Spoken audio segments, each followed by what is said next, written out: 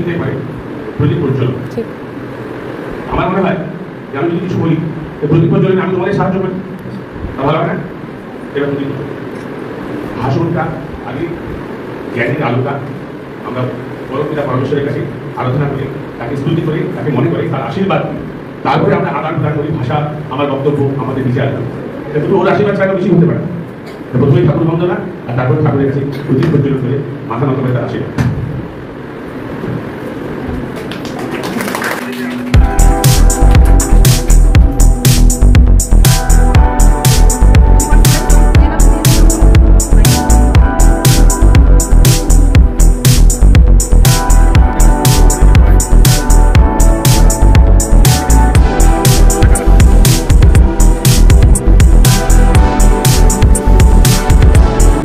শুনলাম আগুনের পরশমণি ছোঁয়াও কাটে, এই জীবন শূন্য এবং আমার দেহটাকে তোমার দেবালয়ের প্রদীপ হিসেবে বেশি দিন চালিয়ে রাখো, এটা আমার ঠাকুরের কাছে প্রার্থনা।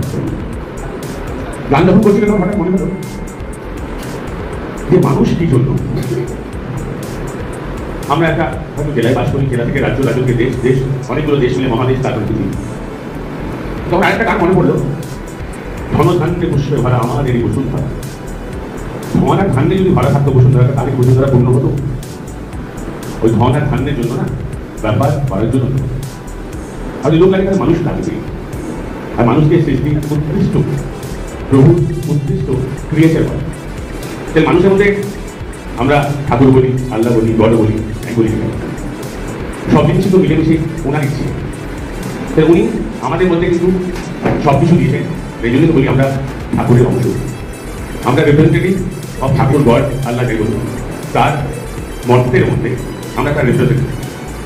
মানুষ যখন থাকবে তখন তার সুখ দুঃখ, ভালোবাসা, আশা, নিরাশা, আশাগত হওয়া, অসন্তুষ্ট। যেখানে আনন্দ আছে সেখানে তার পাশাপাশি কষ্ট আছে। আমি কয়েকদিন আগে একজন হয়তো